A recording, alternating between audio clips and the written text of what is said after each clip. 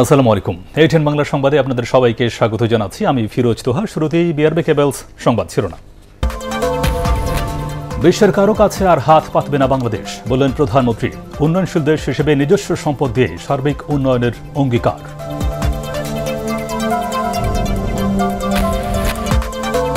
নির্বাচনে বহুদলীয় গণতন্ত্র প্রশ্নবিদ্ধ হচ্ছে, বললেন ইসি মাহবুব তালুকদার। রাজনৈতিক বক্তব্য মন্তব্য সিসির।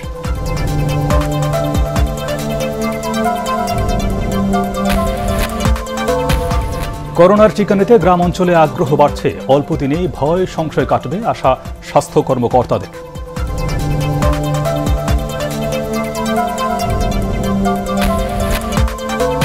আল জাজিরায় প্রচারিত প্রতিবেদনের বিরুদ্ধে যুক্তরাষ্ট্রের ফেডারেল কোর্টে বঙ্গবন্ধু পরিষদের মামলা।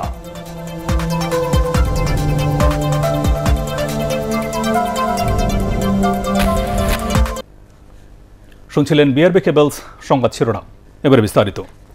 উন্নয়নশীল দেশ হিসেবে বাংলাদেশ এখন থেকে কারো কাছে হাত পাতবে না বলে জানিয়েছেন প্রধানমন্ত্রী শেখ হাসিনা। দেশের যে সম্পদ আছে তা দিয়ে সার্বিক উন্নয়নের অঙ্গীকার করেন তিনি। জাতীয় অর্থনৈতিক পরিষদের সভায় প্রধানমন্ত্রী এসব কথা বলেন। সভায় বার্ষিক উন্নয়ন কর্মসূচির জন্য 1,97,643 কোটি টাকা অনুমোদন দেওয়া হয়। আপেল মাহমুদের রিপোর্ট। 2020-2021 অর্থ বছরে দেশের বার্ষিক উন্নয়ন কর্মসূচি অনুমোদন দিতে গণভবন থেকে ভিডিও কনফারেন্সে আগারগাঁও পরিকল্পনা বিভাগে যুক্ত হন প্রধানমন্ত্রী শেখ হাসিনা। সভায় চলমান উন্নয়ন প্রকল্পে অগ্রগতি ও অর্থায়ন নিয়ে আলোচনা করেন তিনি। এ সময় উন্নয়নশীল দেশ হিসেবে মর্যাদা নিয়ে মাথা উঁচু করে বাংলাদেশ এগিয়ে যাবে উল্লেখ করে প্রধানমন্ত্রী বলেন, জনগণের উন্নয়নই সরকারের মূল লক্ষ্য। আমরা এখন উন্নয়নশীল দেশ, আমাদের চিন্তাভাবনা ওইভাবেই থাকতে হবে যে আমরা এখন একটা মর্যাদা নিয়ে বিশ্বে চলবো, অর্থাৎ বিশ্বের কাছে মাথা উঁচু করে আমরা চলবো। যে আমাদের যে সম্পদ আছে সেই সম্পদ নিয়েই আমরা আমাদের দেশকে ইনশাল্লাহ গড়ে তুলবো। আমরা উন্নয়নশীল দেশ হিসেবে আমরা কিন্তু কারোর কাছে হাত পাতবো না। আমাদের যা করতে হবে নিজেদের করতে হবে, আমরা নিজেরা করবো এবং মর্যাদা নিয়ে বাঁচবো। সবাইকে করোনা টিকার আওতায় আনতে সরকারের পরিকল্পনার কথাও জানান প্রধানমন্ত্রী। আমাদের কিন্তু এখন সব থেকে বেশি প্রয়োজন ভ্যাকসিন। আমরা কিনেছি, আমাদের সামনে আরো নিতে হবে। 17 কোটির কাছাকাছি আমাদের মানুষ, আমাদের বিভিন্ন সেক্টর যারা মানুষের সঙ্গে কাজ করে তাদের সবাইকে আমরা ভ্যাকসিনটা আগে দিতে চাই, গ্রাম পর্যায় পর্যন্ত। সেই জন্য এসব ক্ষেত্রে এই মুহূর্তেই খুব বেশি বরাদ্দ বাড়ানোর প্রয়োজন আছে বলে মনে করি না, বরং আমাদের টাকা কিছু রাখতে হবে। সভা শেষে সংবাদ সম্মেলনে পরিকল্পনা বিভাগ সচিব জানান, নির্ধারিত সময়ের মধ্যেই চলমান 442টি প্রকল্পের কাজ চলতি অর্থ বছরে শেষ করতে প্রধানমন্ত্রী নির্দেশ দিয়েছেন। Apple Mahmud, A10 Bangla, Dhaka. আবারও বিতর্কে জড়ালেন প্রধান নির্বাচন কমিশনার KM নুরুল হুদা এবং নির্বাচন কমিশনার মাহবুব তালুকদার। ভোটার দিবসের অনুষ্ঠানে নির্বাচন প্রক্রিয়ার সংস্কার দাবি করে মাহবুব তালুকদার বলেন, নির্বাচনে বহুদলীয় গণতন্ত্র প্রশ্নবিদ্ধ হচ্ছে। অন্যদিকে তিনি রাজনৈতিক বক্তব্য দিয়ে কমিশনকে হেয় করছেন বলে মন্তব্য করেন সিসি। একরামুল হক সামের রিপোর্ট।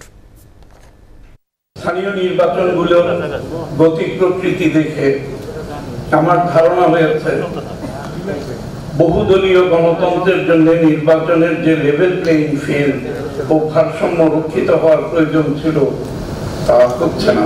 মাহবুব তালুকদার সাহেব অভ্যাসগতভাবে সারা জীবন আমাদের এই নির্বাচন কমিশনের যুক্ত করার পর থেকেই, পরের দিন থেকেই যা কিছু নির্বাচন কমিশনের নেগেটিভ দিক এটা উনি পকেট থেকে একটা কাগজ বার করে এটা পাঠ করতেন। আজকাল তার ব্যতিক্রম হয়নি এবং তারপরে উনি বাড়ি থেকে হিসাব করেন যে তার এই কথাগুলো মিডিয়ায় কিভাবে এসেছে। নির্বাচনের বিভিন্ন ইস্যুতে সিইসি KM নুরুল হুদা ও নির্বাচন কমিশনার মাহবুব তালুকদারের বিতর্ক নতুন না হলেও এদিন অনেকটা খোলামেলা কথা বলেন প্রতিষ্ঠানটির শীর্ষ দুই ব্যক্তি। প্রথমে ভোটার দিবসের অনুষ্ঠানে বক্তব্য দিতে গিয়ে নির্বাচনী প্রক্রিয়ার ত্রুটি তুলে ধরেন মাহবুব তালুকদার। পরে তার জবাব দেন সিইসি। একটা রাজনৈতিক বক্তব্য দিয়ে ফেলেছেন। নির্বাচন কমিশনের স্বার্থে তিনি কাজ করেন না, তার ব্যক্তির স্বার্থে এবং কোনো একটা উদ্দেশ্য সাধন করার জন্য এই নির্বাচন কমিশনকে অপদস্থ করার জন্য যতটুকু তার দরকার, যখন যতটুকু করেছেন। সারা দেশে যদি এই মডেলের সবাই বিনা প্রতিদ্বন্দ্বিতায় জনপ্রতিনিধি হতে পারেন, নির্বাচন কমিশনের আর প্রয়োজন হবে কিনা সেটা এক বড় প্রশ্ন। নির্বাচন প্রক্রিয়ার সংস্কার না হলে নির্বাচনী ব্যবস্থাপনা প্রায় অকার্যকর হয়ে পড়ার আশঙ্কা রয়েছে। আগে ইভিএমের বিরোধিতা করলেও বর্তমানে এর পক্ষে অবস্থান নিয়ে ব্যালট ও ইভিএম উভয় পদ্ধতিতে ভোট গ্রহণের বিরোধিতা করেন মাহবুব তালুকদার। তবে ভোটের কম হার নিয়ে প্রশ্ন তুলে তার দেয়া তথ্যে গরমিল আছে বলে জানান সিইসি। এত কম ভোটে আমরা রাজধানীর 2 জন ও চট্টগ্রামের 1 জন নগরপিতাকে নির্বাচিত করেছি, যার নজির নিতান্ত বিরল। 60% উপরে ভোট হয়, 60%-এর 70% ভোট হয়, ইভিএম যেখানে 81% ভোট হয়, এই কথাটা কোনোদিনও তিনি বলবেন না। এর আগে নির্বাচন কমিশনের অডিটোরিয়ামে ভোটার দিবসের অনুষ্ঠানে বক্তব্য রাখেন অন্য 3 নির্বাচন কমিশনার। অনুষ্ঠানে ইসির 3 কর্মকর্তাকে নির্বাচন কমিশন পদক দেয়া হয়। ইকরামুল হক সায়েম, এটিএন বাংলা, ঢাকা।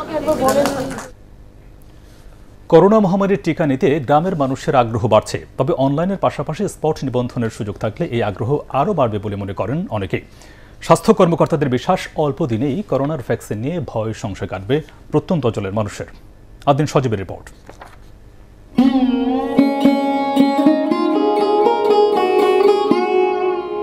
দেশের মধ্যাঞ্চলের জেলা মানিকগঞ্জ।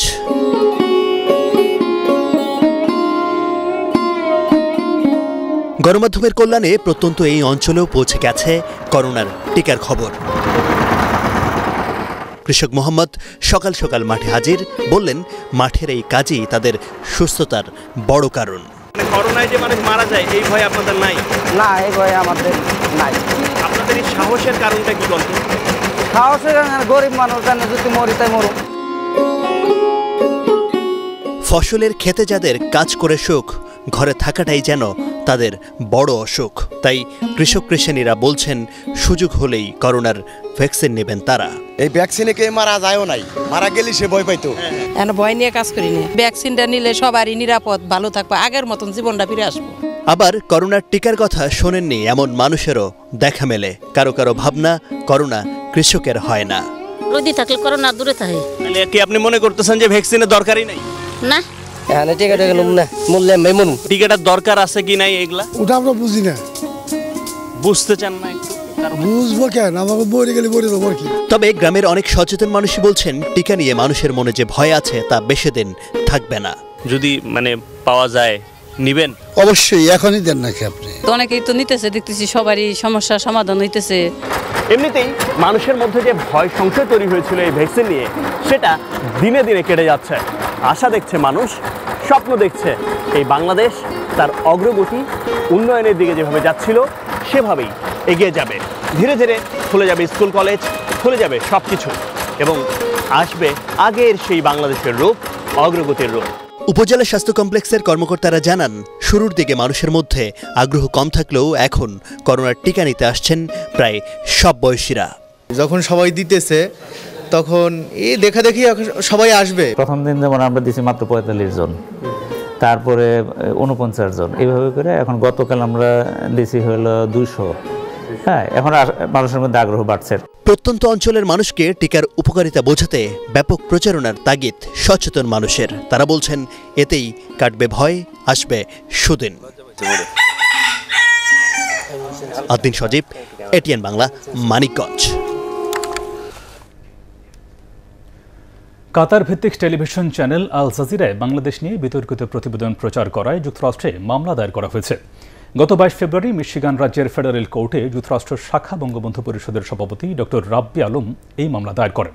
নিউইয়র্ক থেকে কানু দত্তের রিপোর্ট, জানাচ্ছেন বিপ্লব রায়। আল জাজিরায় all the prime minister's men শিরোনামে বিতর্কিত প্রতিবেদন প্রচারের পর সারা দেশে নিন্দার ঝড় ওঠে। এতে ক্ষুব্ধ হয়ে ওঠেন প্রবাসী বাংলাদেশিরাও। এ ঘটনার প্রতিবাদে গত 22 ফেব্রুয়ারি যুক্তরাষ্ট্রের মিশিগান রাজ্যের ফেডারেল কোর্টে আল জাজিরার বিরুদ্ধে মামলা দায়ের করা হয়। মামলার বাদী বঙ্গবন্ধু পরিষদ যুক্তরাষ্ট্র শাখার সভাপতি doctor Rabbi Alam. Eastern district of Michigan তারা এই মামলাটা অ্যাকসেপ্ট করেছে। শুধু তারা অ্যাকসেপ্ট করছে এটা নয়, তারা মামলাটা অলরেডি ডকেটভুক্ত করেছে। এই মামলায় আমরা 3টা ধারায় কেস করেছি। বাংলাদেশের মাননীয় প্রধানমন্ত্রী জননেত্রী শেখ হাসিনাকে, তার রেপুটেশনকে ডিস্ট্রয় করার চেষ্টা করা হয়েছে। সেই জন্য আমরা $500 মিলিয়ন মানহানি মামলা করেছি।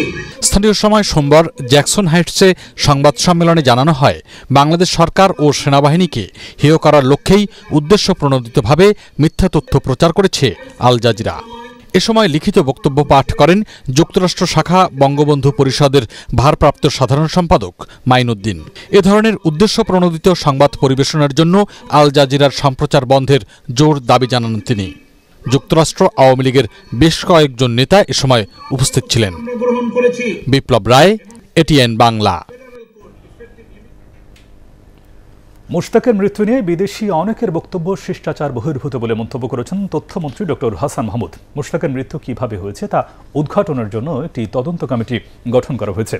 তাদের রিপোর্ট পাবার পরই আসল ঘটনা বেরিয়ে আসবে বলে জানান তথ্যমন্ত্রী। রাজধানীতে দৈনিক সময়ের আলো পত্রিকার দ্বিতীয় বর্ষপূর্তি অনুষ্ঠানে সাংবাদিকদের সাথে আলাপকালে তিনি বলেন, তদন্ত রিপোর্ট পাওয়ার আগেই যে সব বিদেশিরা এই মৃত্যু নিয়ে মন্তব্য করেছেন তাদের দেশেও মানবাধিকার লঙ্ঘনের ঘটনা ঘটে, আর ডিজিটাল নিরাপত্তা আইনও সেসব দেশে কার্যকর রয়েছে।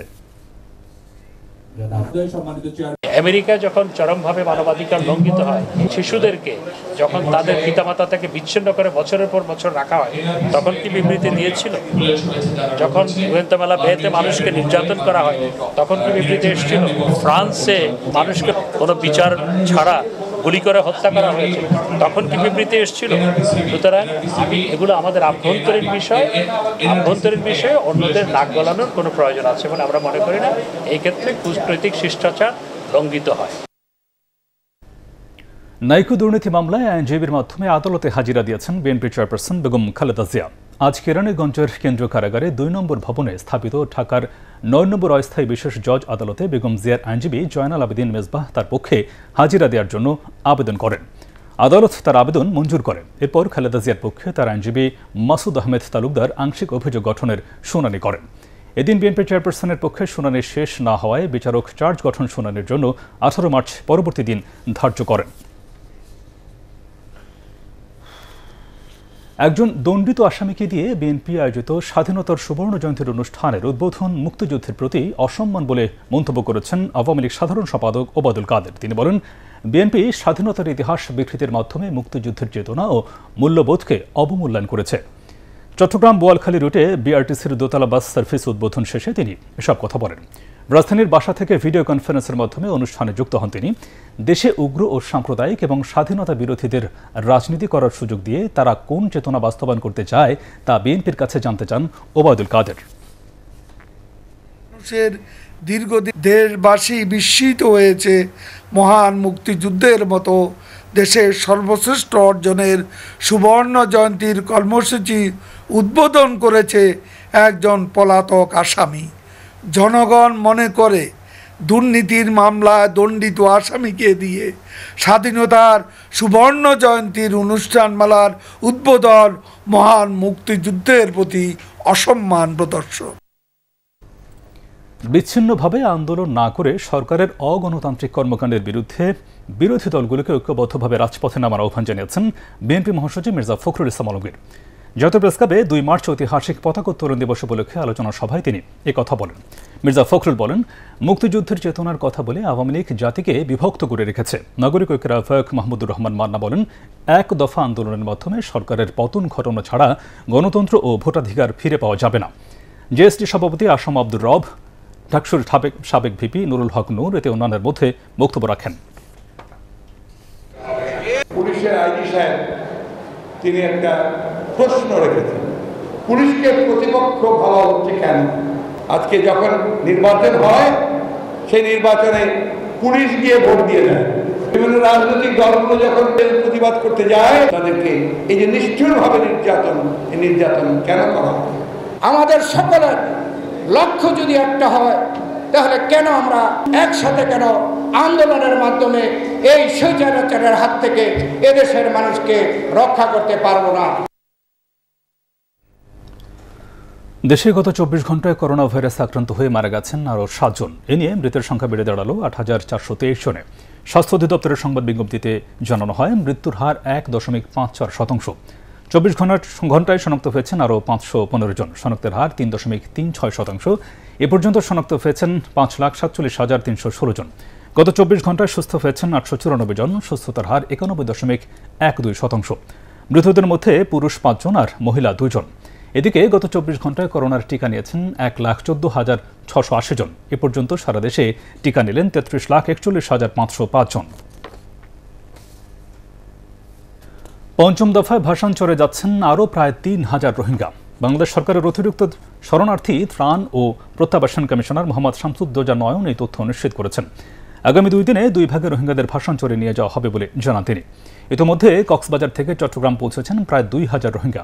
রাতে চট্টগ্রাম BF শাহীন কলেজ মাঠে অস্থায়ী ট্রানজিট ক্যাম্পে অবস্থান করবেন তারা। আগামীকাল সকালে চট্টগ্রাম বোট ক্লাব পয়েন্ট থেকে বাংলাদেশ নৌবাহিনীর জাহাজে করে ভাসানচরের উদ্দেশ্যে রওনা হবে রোহিঙ্গাদের এই দলটি। একইভাবে পরদিন বৃহস্পতিবার দুপুরে ভাসানচরে পৌঁছবেন পঞ্চম তলের অবশিষ্ট রোহিঙ্গারা।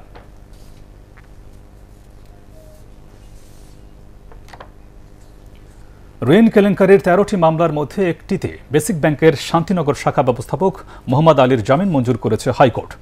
বিচারপতি এম ইনায়েতুর রহিম ও বিচারপতি মোস্তাফিজুর রহমানের দ্বৈত বেঞ্চ এই আদেশ দেন। দুদকের আইনজীবী খুরশিদ আলম খান জানান, বেসিক ব্যাংকের দুর্নীতির ঘটনায় 56টি মামলা হয়েছে। বেসিক ব্যাংকের 4,100 কোটি টাকার মধ্যে এরই মধ্যে 3,100 কোটি টাকা উদ্ধার করা হয়েছে। শুনানিতে সব মামলার চার্জশিট দিতে দেরি হওয়া নিয়ে প্রশ্ন তোলে হাইকোর্ট। কোর্টের একটা অভিমত যে বেসিক ব্যাংকের চার্জশিট দিতে এত লম্বা সময় লাগছে কেন। টোটাল 56টি মামলার রিকভারি হয়েছে প্রায় 2500 কোটি টাকা। টোটাল আমরা আদালতকে জানিয়েছি 3100 কোটি টাকার রিকভারি হয়েছে। আদালত সন্তুষ্টি প্রকাশ করেছেন যে আপনারা কাজ করছেন, বেশ অনেকগুলি টাকা উদ্ধার করেছেন। ওই একটি মামলায় ওনাকে জামিন দিয়েছেন, আর বাকি মামলাগুলো যেহেতু আমরা সময় চেয়েছি, আমরা প্রত্যেকটাতে আমরা লিখিত জবাব দিব। ওইটা আগামী বুধবার দিন ধার্য করেছেন। ঐক্যবদ্ধ আন্দোলনের মাধ্যমে সরকারের পতন নিশ্চিত করার আহ্বান জানিয়েছেন বিএনপির স্থায়ী কমিটির সদস্য ইকবাল হাসান মাহমুদ টুকু। নির্দলীয় নিরপেক্ষ নির্বাচন, ভোট চুরি ও নিত্য প্রয়োজনীয় দ্রব্যের মূল্যবৃদ্ধির প্রতিবাদে দলের রাজশাহী বিভাগীয় সমাবেশে তিনি এ আহ্বান জানান। রাজশাহী মহানগর বিএনপির সভাপতি ও সাবেক সিটি মেয়র মোসাদ্দেক হোসেন বুলবুল, বিএনপি চেয়ারপারসনের উপদেষ্টা মিজানুর রহমান মিনু ও হাবিবুর রহমান হাবিব, বিএনপির যুগ্ম মহাসচিব মুজিবুর রহমান সরওয়ার, বিএনপির রাজশাহী বিভাগীয় সাংগঠনিক সম্পাদক এম রুহুল কুদ্দুস তালুকদার দুলু এতে অন্যান্যের মধ্যে বক্তব্য রাখেন। এবারে আল আরাফা ইসলামী ব্যাংক অর্থ সংবাদ।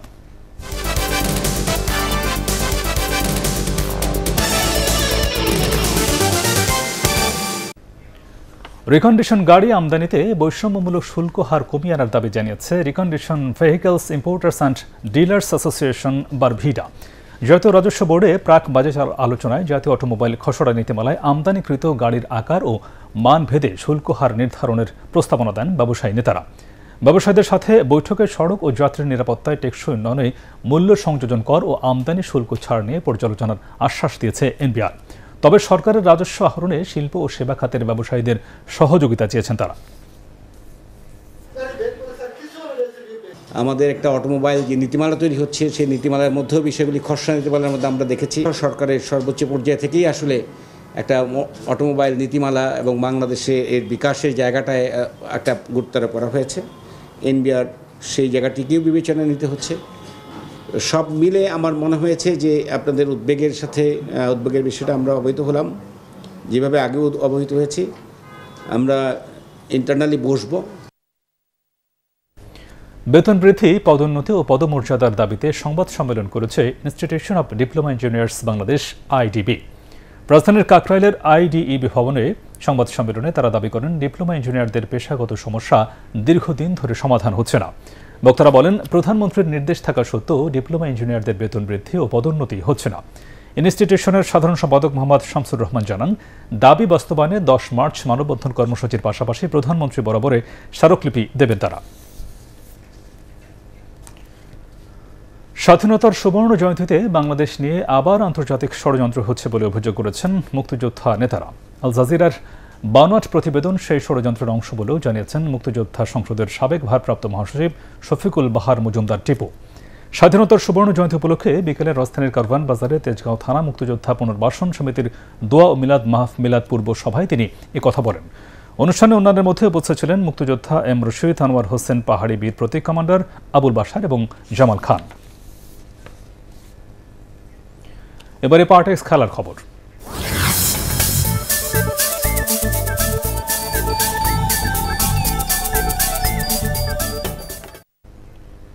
নিউজিল্যান্ডে ধীরে ধীরে বাংলাদেশের জন্য শিথিল হতে শুরু করেছে করোনা নিষেধাজ্ঞা। সেই ধারাবাহিকতায় আজ মঙ্গলবার থেকে 1.5 ঘন্টার বেশি সময় বাইরে হাঁটার অনুমতি পায় বাংলাদেশ দলের খেলোয়াড়, কর্মকর্তা এবং কোচিং স্টাফরা।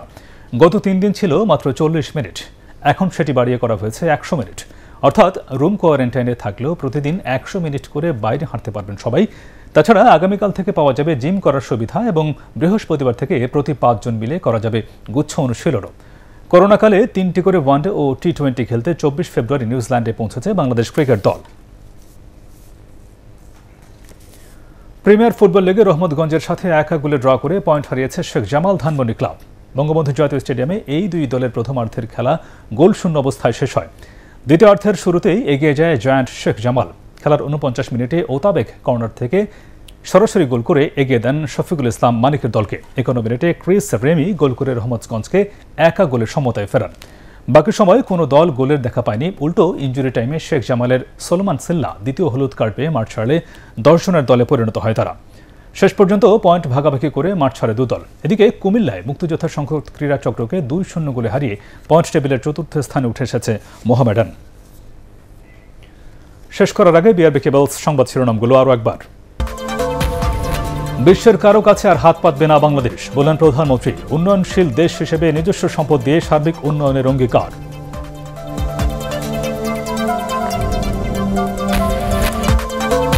নির্বাচনে বহুদলীয় গণতন্ত্র প্রশ্নবিদ্ধ হচ্ছে, বললেন ইসি মাহবুব তালুকদার। রাজনৈতিক বক্তব্য মন্তব্য সিএসের।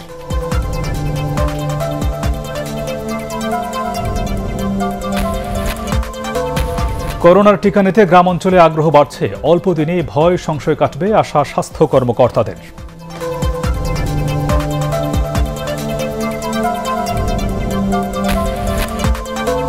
আল জাজিরায় প্রচারিত প্রতিবেদনের বিরুদ্ধে যুক্তরাষ্ট্রের ফেডারেল কোর্টে বঙ্গবন্ধু পরিষদের মামলা।